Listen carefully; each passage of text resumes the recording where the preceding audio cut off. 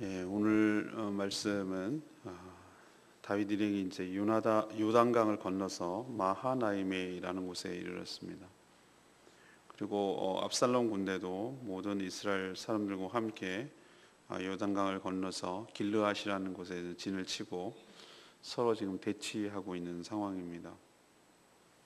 압살롬은 이제 군대 장관 책임자로 요압이 다윗 쪽에 있으니까 요압을 대신해서 아마사를 군대 장관으로 세웠는데 이 둘은 사촌지간이었습니다. 다윗이 마하나임에 주둔했을 때 이방 족속인 암몬 족속 소비 그리고 마길 바르실레가 다윗과 그 따르는 자들에게 침상, 대야, 질그릇 그리고 각종 곡식과 먹거리를 가지고 와서 다윗 일행이 큰 도움을 받았다. 그런 내용이 오늘 전체적인 내용이 되겠습니다. 오늘 첫 번째로 이 말씀을 통해서 주시는 교훈은 24절 말씀입니다. 하나님은 환난 날에 피할 피난처가 되어 주십니다. 다윗 일행은 서둘러서 요단강을 건넜죠. 그래서 마하나임에 이르렀습니다. 왜 이렇게 서둘러 건널 수가 있었습니까? 후세이가 전해줬기 때문에 빨리 건너는 게 좋겠다. 혹시 모르니까. 그리고 압살롬도 오늘 보니까 모든 이스라엘 사람들, 이제 군인들을 이끌고 요단을 건너 길르앗이라는 곳에서 진을 쳤습니다. 둘이 대치를 하고 있는 것이죠.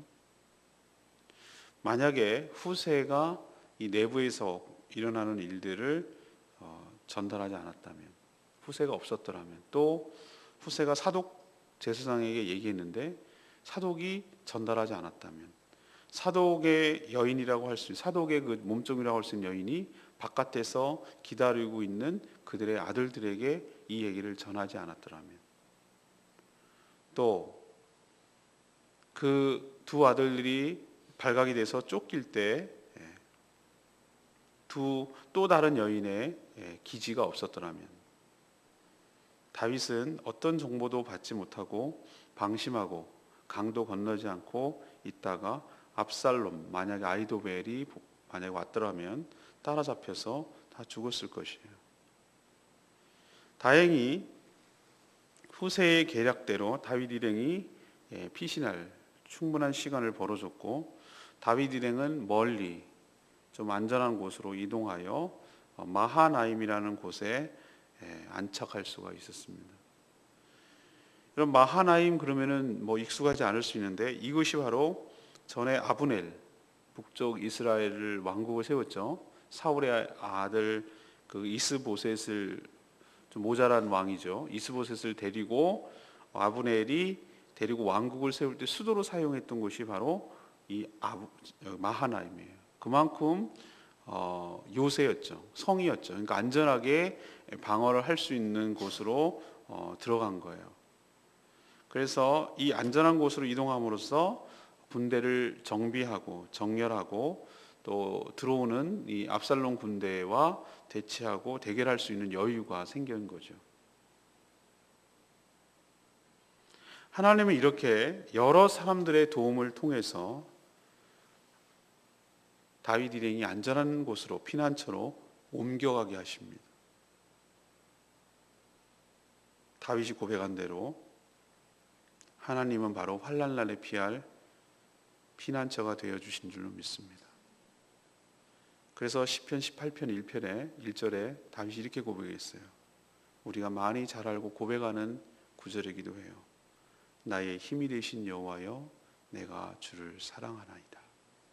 이런 고백이 그저 나온 것이 아니라 하나님의 은혜를 경험한 사람만이 나올 수가 있는 것이에요. 세상은 우연이라고 말하고 세상은 운이 좋았다고 말하지만, 신앙의 눈으로 보면 하나님의 손길이, 보이지 않는 손길이 미치고 있는 것이에요. 그것이 하나님의 섭리이며 하나님의 역사입니다. 하나님께서 택한 자들을 보존하시고 보호하시고 통치하신다는 것을 우리는 수없이 많이 경험해요. 제 동생이 생일날 축하한다고 가족 카톡방에 올렸는데 이런 표현을 썼어요. 현실보다 하나님 은혜가 더 강하고 크다고. 우리의 현실은 참 힘들고 어렵고 풀어나가야 될 난제와 숙제가 쌓여 있고 도대체 이걸 어디서 어떻게 해야 될지 삶의 무게가 너무 크고 무겁고 참 답답하고 생각대로 안 되고 그런 경우가 참 많아요. 그것이 또 쉽게 해결되지도 않아요. 늘 짓눌려 있어요. 그렇지만 그보다 더 큰 하나님의 은혜가 우리를 지배하기 때문에 우리가 살 소망이 있고 살아갈 이유가 있는 줄로 믿습니다. 다윗 보세요. 이거는 풍전등화와 같은 상황이었어요. 그것도 자기 아들 압살롬의 반역 때문에 이런 험한 꼴을 당하고 죽을 고비와 위기를 수없이 넘겼음에도 하나님의 도움의 손길이 여러 사람들에게 미치고 그것이 실패하지 아니하고 연결되어서 다윗이 안전하게 피난할 수 있도록 도와주시는 그 하나님의 손길이 보이진 않지만, 하나님이 한 번도 여기 나타나는 것 같지는 않지만, 그러나 하나님은 다윗을 사랑하시고 다윗을 안전한 곳으로 피난하도록 인도하시는 것을 우리는 알 수 있어요. 우리 인생도 동일할 줄로 믿습니다. 남들은 안 보인다고 그래요. 그래서 없다고 그래요, 하나님이. 그러나 우리는 알아요. 하나님께서 우연이라고 생각되는 것이지만 우연을 가장한 하나님의 필연이 우리 삶을 지배하고 우리를 선한 길로, 안전한 길로 인도하기 때문에, 그걸 알기 때문에, 그걸 우리는 믿고 있기 때문에 두려워하지 아니하고 하나님께 우리 인생을 맡길 수가 있는 것이죠. 여러분도 하나님의 우리의 피난처가 되심을 기억하시고 주님을 깊이 사랑하고 감사하는 저와 여러분 되기를 소망합니다. 두 번째 얘기는 25절에서 26절까지 말씀입니다. 가장 가까운 사람이 가장 힘들게 할 수 있다는 것을 우리에게 가르쳐줘요. 압살롬은 전쟁을 이끌 군 지휘관으로 요압 대신에 아마사라는 사람을 세웠어요. 요압은 다윗의 충신이고 신복이니까 그를 대신할 군대 장관이 필요했잖아요. 근데 아마사는 누구냐면은 이 압살롬하고 서로 사촌지간이에요. 고종사촌인 것 같아요. 그렇게 되면 다윗과는 어떤 관계죠? 그것도 모르셔요? 압살롬하고 둘이 사촌지간이면 아마사하고 다윗은 무슨 관계냐고요? 삼촌이잖아요. 삼촌, 조카잖아요. 조카. 다윗의 조카예요. 지금 다윗은 남도 아니고 누구랑 싸우고 있습니까? 아들 압살롬하고 조카 아마사하고 목숨을 건, 누가 죽어야 끝이 나는 일전을 지금 치러야 하는 상황에 직면해 있어요. 구약성경 우리 미가서도 묵상했죠. 미가서 7장 6절에 보면 뭐라고 했어요? 아들이 아버지를 멸시하며 딸이 어머니를 대적하며 며느리가 시어머니를 대적하리니 사람의 원수가 곧 자기의 집안 사람이리로다. 이런 표현을 쓰고 있어요. 예수님도 뭐라고 그랬어요? 마태복음 10장 36절에 사람의 원수가 자기 집안 식구니라. 어쩜 그렇게 잘 얘기를 하고 있는지. 어제도 정태기 목사님이 그러시는데 멀리 있는 사람은 상처 주지 않아요. 그냥 대면대면하고 남이니까 서로 예의도 지키고 쿨하게 서로 지내요. 안 보면 되니까 또. 근데 찐득찐득하고 혈연 관계를 맺고 뗄래야 뗄 수도 없고 버릴래야 버릴 수도 없는 일가 친척과 가족들이 더 많은 평생의 상처를 주고 힘들게 하고 그래요. 알고 보면 말이죠. 가장 가까운 사람이 가장 많이 상처를 주고 힘들게 하는 사람이에요. 권력은요, 부자지간도 나눠 갖지 못해요. 권력은 천상천하 독존이라고 하늘 아래 태양이 하나 있다고. 절대 권력은 나눠 갖지 못해요. 여러분 사도 아시죠? 그 영화도 나오는데 사도 영조하고 사도세자 간의 권력 다툼. 절대로 권력은 부자지간이라도 나눠 가질 수가 없어요. 가장 가까운 가족과 원수지지 않고 평생을 좋은 관계 속에서 사는 것이 엄청난 축복이에요. 엄청난 축복이라고 여러분. 그걸 느껴지시죠? 예, 그게 가장 축복인 것 같아요. 그냥 서로 마음에 척지지 않고 마음에 원한지지 않고 마음에 서운함이 없고 서로 사랑하고 존경하고 그렇게 일생을 마칠 수 있다면 그것이야말로 큰 업적을 남기지 않아도 아주 훌륭한 부모가 되는 것이고 아주 훌륭한 자식이 되는 것이에요. 특히 인생의 불행을 가만 따져보고 인생이 꼬이고 상처받고 대인관계가 어려움이 있는 사람들 특징을 보면은 부모 권위자인, 최초에 태어나서 권위자인 부모로부터 제대로 된 권위를 경험하지 못해서 그래요. 자신을 사랑하고 자신을 보호하고 인도해 주시는 것이 권위의 목적인데 군림하고 이용하고 자기의 분풀이하고 화를 내고 자기 아바타로 삼으려고 하고 자기 대신에 업적을 이루려고 하고 자기 명성을 드높이려고 하는데 이용하니까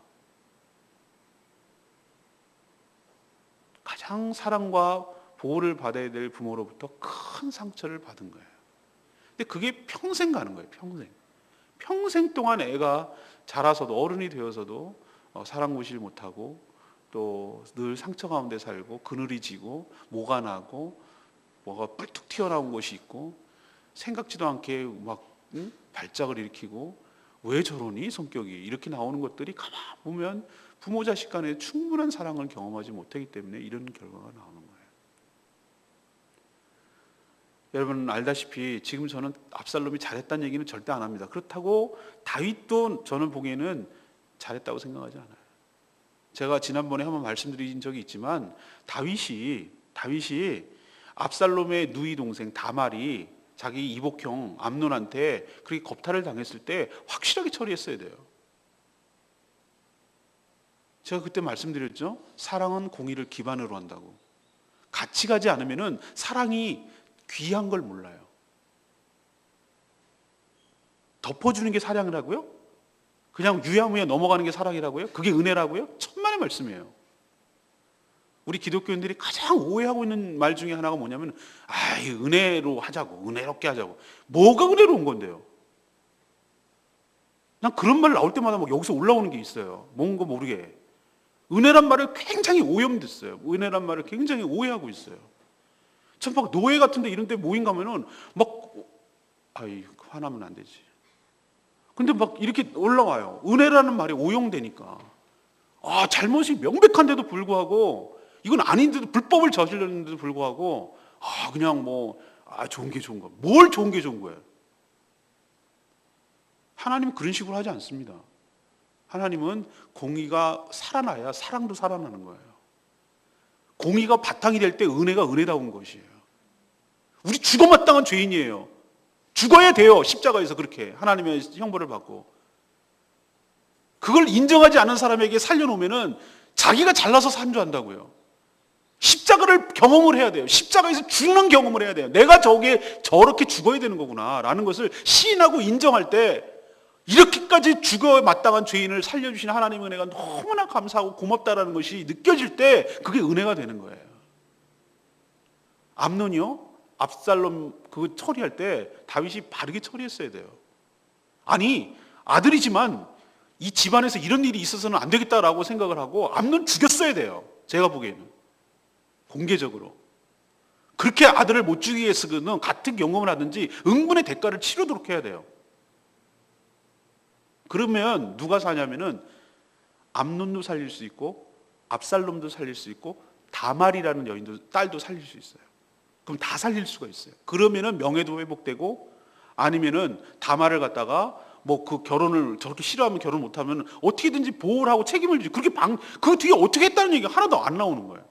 그러니 압살롬 입장에서 어떻게 했어요? 아버지가 저래 참된 권위자가 아닌 거야.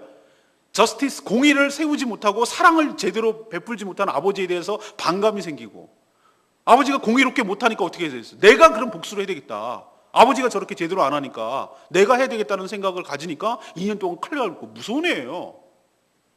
그러고 암논 죽이고 도망가고 자기 집안에 이러니까 창피하기도 하고 다드 입장에서는 저는 괘씸하기도 하고 형을 죽여? 그렇다고?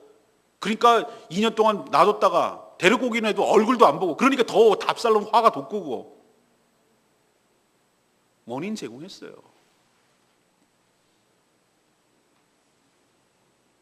아무튼 말이죠. 지금 이 기가 막힌 상황이 뭡니까 이게?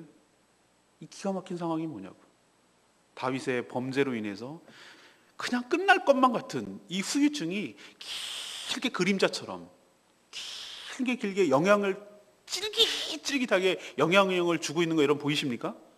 그 그냥 찐득찐득하게 계속해서 그 악영향을 주고 있는 것을 볼 때, 제가 지난 3주 전에 설교했습니다만, 야, 이래도 죄질래? 라는 생각을 갖게끔 하잖아요.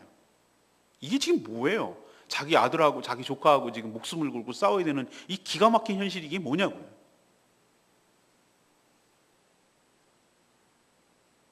사랑하는 여러분, 우리 가정과 우리 집안에는 이런 비극이 생기지 않도록 기도하며 노력해야 될 줄로 믿습니다. 대단한 집안이 아니더라도 뭐 큰 인물이 나고 큰 업적을 남기고 뭐 대단한 출세하고 명예를 그런 거 아니어도 돼요. 그런 거 아니어도 돼요. 그런 거 아니어도 돼요. 그런 거에 미련 갖지 말고 그런 거 연연할 거 하나도 없어요.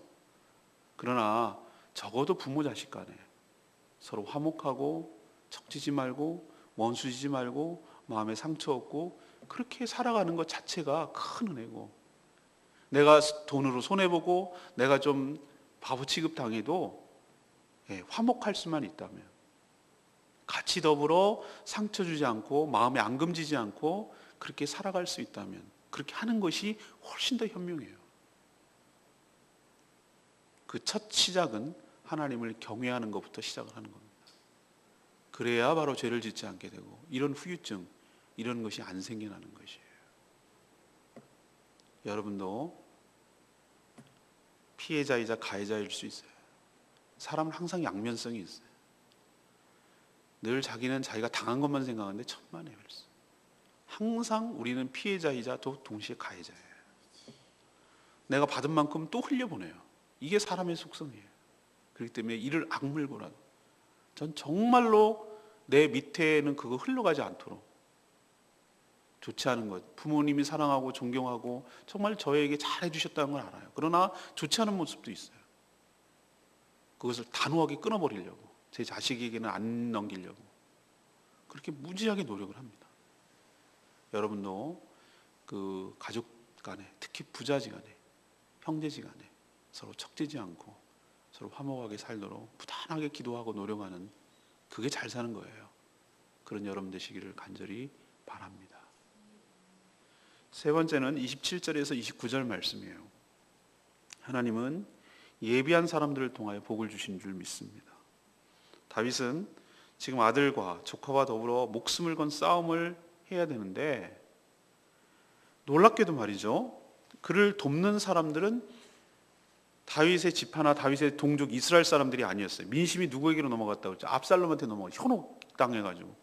잘생겼지. 여러분 너무 잘생긴 거 좋아하지 마세요. 그거. 꼴값 한다고 그러잖아요. 꼴값 한다고. 얼굴값 한다고. 다 그냥 그런 사람 보면 뒤에 허당이고 사기꾼 기질이 있고 말이죠. 그런 게 있어요. 좀 못생기고 평범하고 이런 사람들이 더 진 것 같아. 제가 보니까, 살아보니까. 압살롬한테 혹 빠졌어요. 사람들 다 넘어갔어요. 무능한 아버지, 다 늙어버린 아버지, 뭐 이런 것이 있으니까 이제 새로운 인물이 필요하다, 뭐 이래가지고 이제 젊은 피가 필요하다는 둥, 뭐 이래가면서 압살롬한테 다 넘어갔어요. 그런데 기가 막힌 거죠, 다윗 입장에서는. 그런데 다윗을 돕는 사람들은요, 동족인 이스라엘 사람들이 아니라 주변의 이방 족속들이 그렇게 돕는 거예요. 암몬 왕 나하스의 아들 소비. 옛날에 나하스의 아들 누구랑 싸웠죠? 왜 전쟁이 일어났죠? 한운 기억나십니까? 한운이 아버지 나하스 죽었다고 조문사절단 보내니까 수염 자르고 엉덩이 드러내게 바지 자르고 그래가지고 돌려보냈잖아요. 기억나세요? 그래서 전쟁이 일어났잖아요. 그것 때문에 사단이 나가지고 전쟁이 안 가니까 지금 다윗이 밧세바 그때 보게 되고 뭐 그렇게 다 얽히고 설킨 거잖아요. 근데 한운이랑 결국 전쟁을 해가지고 압살롬이 이겼던 것 같아요. 전쟁 갔잖아요. 가가지고 완전히 점령하고 다 끌고 와서 뭐 했잖아요. 그러고 나서 다른 왕을 세웠던 것 같아요. 그게 이제 누구죠? 소비. 그리고 또 암논 족속이긴 하지만 다른 사람인 마길, 그리고 바르실레. 이 사람들이 말이죠, 멀리 있는데 다윗이 마하나임에 있다는 얘기를 듣고 다윗 일행에게 꼭 필요한 물품들을 가져오는 거예요. 여러분 전쟁에서 승리할 때 뭐가 필요한 줄 아십니까? 후방에서요 지원해 주는 게 군수품이 굉장히 중요해요. 만약에 군량미가 떨어지거나 무기가 떨어지거나 뭐 보급품이 떨어지면 죽는 거예요. 왜 독일군이 소련군하고 싸웠을 때 적게요? 그 추운 날 고립된 거예요. 왜 인천 상륙작전을 하는 건가요? 고립시키는 거예요. 도간에 든 쥐처럼 잘라버리고 위아래로 치고 위로 치고 올라가니까 완전히 보급이 끊어지니까 죽는 거예요. 그런데 감사하게도 이 사람들이 뭘 가져왔냐면은 뭐 예를 들면 이런 거예요. 침상, 대야, 질그릇. 이건 뭐죠? 그 당시에도 1000년 전 얘기인데 이런 게 있다는 게 전 너무 신기해. 침대 생활했네 그때도. 침상, 대야, 질그릇. 이게 뭐예요? 생활에 꼭 필수적인 것이잖아요.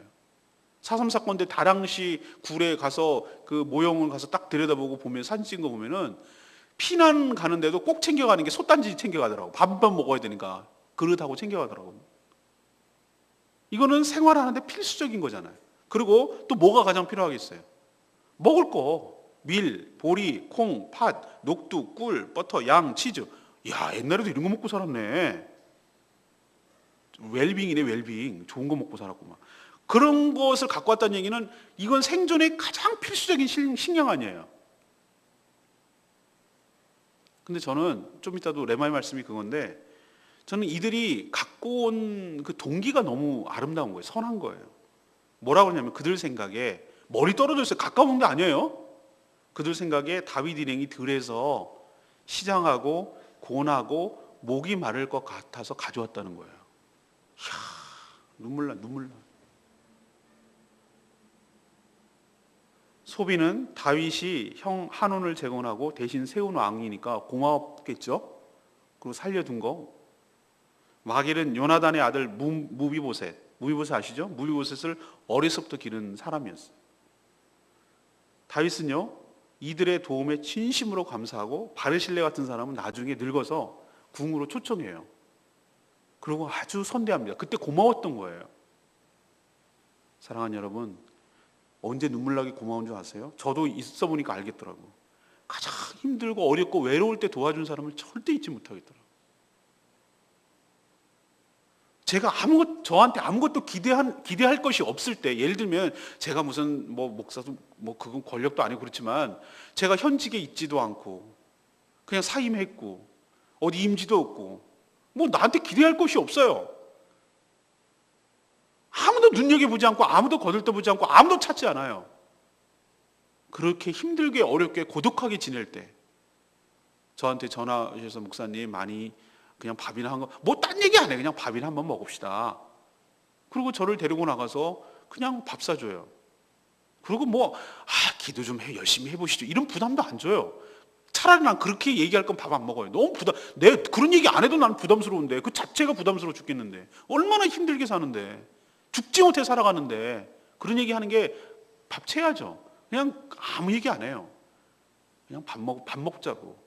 그냥 밥 먹어요 같이. 그리고 많이 힘드시죠. 그리고 생활비 보내줘요. 생활비라기보다는 그냥 용돈식으로 줘요. 그때 진짜 고맙더라고요. 나 절대 안 잊어버려요. 저는 은혜를 안 잊어버려요. 그리고 내가 할 수 있는 한 최대한 보상을 해요. 그리고 뭔가 보답을 해요. 사진 전시회가 작년, 재작년 있었는데 그분들에게 보내는 택배비가 어마어마하게 비싸요. 저 사진 보내는 거. 다 보내드렸어요. 은혜 잊지 않은. 제 딴에는 그게 최대한 예우를 해주는 것이고 제가 그 감사를 표현하는 거예요. 사랑하는 여러분, 돕는 사람은 따로 있더라고. 정말로 도울 것 같은 사람은 안 돕더라고요. 내가 기대하고 의지했던 사람은 진짜 안 돕더라고. 제가 그거 많이 경험했어요. 근데 전혀 생각지도 않았던 사람, 전혀 그냥 그렇게 마음에 두지 않았던 사람, 그런 사람이 도와요. 지금까지 저희 교회를 도와요. 지금까지 저에게 마음을 줘요. 제가 교구 사역을 했는데 600명이 넘는 성도들을 선망하고, 물론 다 정성껏 섬겼죠. 그런데 정말로 의리 지키는 사람은 소수더라고. 지금까지도 저를 잊지 못하고 이렇게 연결하고 돕고 그런 사람이 있어요. 정말 고마워요. 이방인이 도왔어요. 저는 근데 여기서 하나 은혜가 되는 것이 있어요. 다윗 백성들에게는 인심이 압살롬한테 넘어갈지 모르지만 잘 살았네. 인생 잘 살았네. 자기 가족들도 안 돕는데 옆집 사람이 돕는 거예요. 그러니까 어떻게 보면은 관계도 없는 거, 잘 됐다, 고소하다 죽겠다, 우리 맨날 못 살게 하더만 잘 됐네, 이렇게 해야 될 사람들이 돕는 거예요. 그러니까 그 얘기는 뭐냐면은 평상시 잘 살았다는 얘기예요. 잘 대하고 잘 은혜를 베풀고 선대했다는 얘기예요. 그러니까 이렇게 어려울 때, 지금 위기 순간에 지금 이걸 갖고 와서 격려하고 위로하는 거 보면은 인생 잘 산 거예요. 하나님의 은혜는 우린 눈에 보이지 않지만 하나님이 예비하신 사람들을 통해서 복을 주시는 줄로 믿습니다. 그 예비한 사람이 우리에게도 올 수 있고 우리가 하나님이 예비한 사람일 수도 있는 거예요. 아, 저분 필요한데, 저분 좀 도와야 되겠는데 나 마음이 드는 것은 하나님이 나를 통해서 그분에게 예비한 사람이 되기를 바라는 거예요. 저도 그래요. 뭐 성교사님들 이렇게 편지 오고 그러면은 유심히 보고 기도하고 있다가 그냥 생각지도 않게 훅 집어넣어줘요. 그 이유는 이게 차량 사는데 큰 도움이 되실 것 같지는 않지만 엘리야가 본 손바닥 구름이 되기를 원합니다. 그런 기도하는 마음으로 본인이 힘내시고 계속 추진해 가시기를 바랍니다. 좋은 결과 있기를 기대합니다. 라고 하고 보내요. 그럼 그 사람 입장에서 놀라겠죠. 생각지도 않았는데 뭐 작은 거지만. 하나님께서 마음의 부담을 준다는 얘기는 그렇게 하라는 얘기예요. 사랑하는 여러분, 여러분도 여기 있는 소바, 그리고 소비, 그리고 마길, 그리고 바르실레 같은 다윗에게 있어서 그런 사람이 되기를 바라고, 또 하나님께서 여러분이 아무리 위기에 처해 있어도 이렇게 주변에 돕는 사람들을 통해서 은혜를 베푸시니 하나님을 신뢰하고 믿음으로 나아가는 저와 여러분 되기를 소망합니다.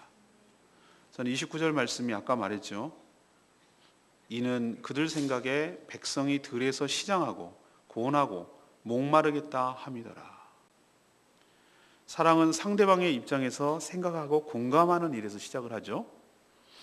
그리고 사랑하는 마음이 가득하면 상대방이 언제 무엇이 가장 필요한지를 알고 그 때에 필요를 채워주게 되어 있죠.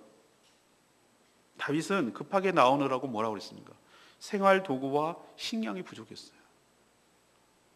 암몬 족속들은 사실 다윗한테 뭘 기대할 게 있어요? 압살롬한테 패하면 이건 끝인데, 괜히 또 다윗 도와줬다고 압살롬한테 그 얘기 들어가면 자기는 공격만 처하는데, 그럴 때 진짜 친구가 나타나는 법이라고요. 어려울 때요, 제가 만약에 보세요, 저도 가보니까 기가 막히더라고. 정승집 개가 죽으면 바글바글해요. 근데 정승이 죽으면은 찬바람 휘잉 한다고. 이게 인심이에요. 그런데도 도왔단 말이에요. 이게 진짜 친구라는 거예요. 그리고 적절하게 선대한 것을 본 거예요. 필요한 걸 준 거예요. 그리고 딱 타이밍이 맞았어요. 도움을 줄 때요, 타이밍, 그 다음에 꼭 필요한 걸 줘야 돼요. 타이밍 미리 한 거나 늦어버리면 효과가 적어요. 그리고 꼭 필요한 것이 가야 돼요. 그럴 때 효과가 극대화되는 거예요. 다윗요, 바르실레한테 노인네가 돼서 왔거든요. 초청을 해요, 궁정으로. 나중에 이제 묵상합니다. 정말 고마워하고 잊지 않고 보답해줘요. 보상해줘요. 우리도 이런 사람이 되기를, 이런 공감하는 사람이 되기를 간절히 바랍니다. 내 주변에 시장하고 고나고 목마른 사람이 보이거든. 하나님이 내 마음에 자꾸 그게 느껴지게 하거든. 그렇게 부담이 되게 하거든. 하나님의 은혜로 채워주라는 하나님의 뜻인 줄 알고 그렇게 행하는 저와 여러분 되기를 소망합니다. 그게 잘 사는 거예요. 그게 하나님의 뜻에 부합하게 사는 것이고 인심 얻는 거예요. 오늘 세 가지 말씀드렸어요. 하나님은 환난날에 피할 우리의 피난처가 되어주신 줄로 믿습니다. 안전한 마하나임으로 우리를 인도해 가시고 우리를 지켜주시는 분인 줄로 믿습니다. 두 번째, 가장 가까운 사람들이 가장 힘들게 할 수 있습니다. 그러니 서로가 잘해야 되는 것입니다. 세 번째는 무엇이죠? 하나님은 예비한 사람들을 통하여 여러분에게 복을 주실 줄로 믿습니다.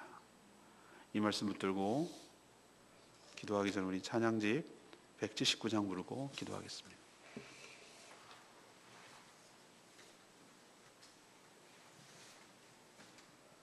거룩하신 내가 약할 때 힘주시고 가난할 때 우리를 부유케 하신 주 하나님 감사. 다른 입장에서 오늘 말씀 생각하면서 이 찬양 드리겠습니다. 거룩하신 하나님, 거룩하신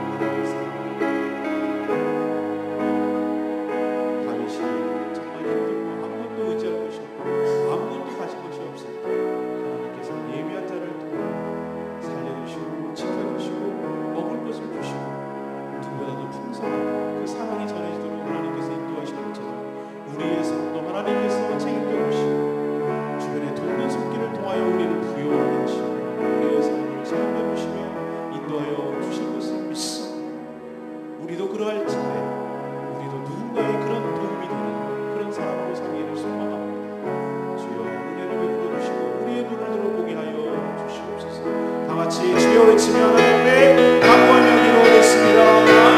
내 아버지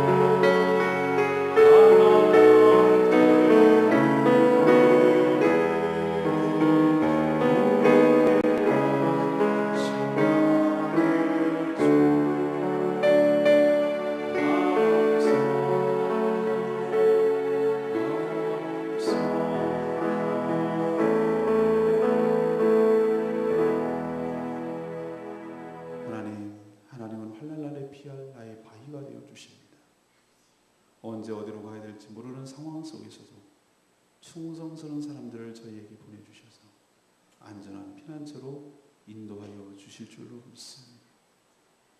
집안 사람이 원수라고 하신 예수님의 말씀처럼 가장 가까운 사람이 가장 힘들게 할 수 있음을 봅니다. 저희 가족과 친족 간에는 이런 험한 꼴 당하지 않도록 지켜주시고 서로 사랑하며 지내게 하여 주시옵소서. 하나님의 복은 예비하신 사람들을 통해 주신 것을 봅니다. 저희가 먼저 좋은 축복의 통로가 되게 하여 주시옵시고 하나님이 주신 은혜를, 하나님이 주신 복을 서로 나누며 사는, 그래서 더 풍성하게 되는 복된 인생이 되도록 은혜 베풀어 주시고 인도하여 주시옵소서. 우리가 약할 때 강함을 주시고 가난할 때 우리를 부유케 하신 하나님 은혜에 진심으로 감사합니다. 주님의 은혜 가운데 머물며 살며 은혜만을 사모하며 은혜로 살아가는 법을 배워가게 하여 주시옵소서.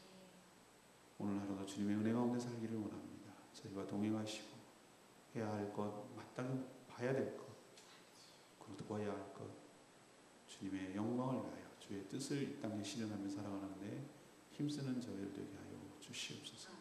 주님께 모든 것 맡기옵고 예수 그리스도의 이름으로 축복하며 기도합니다. 아멘. 오늘 하루도 믿음으로 승리하는 복된 하루 되시길 바랍니다.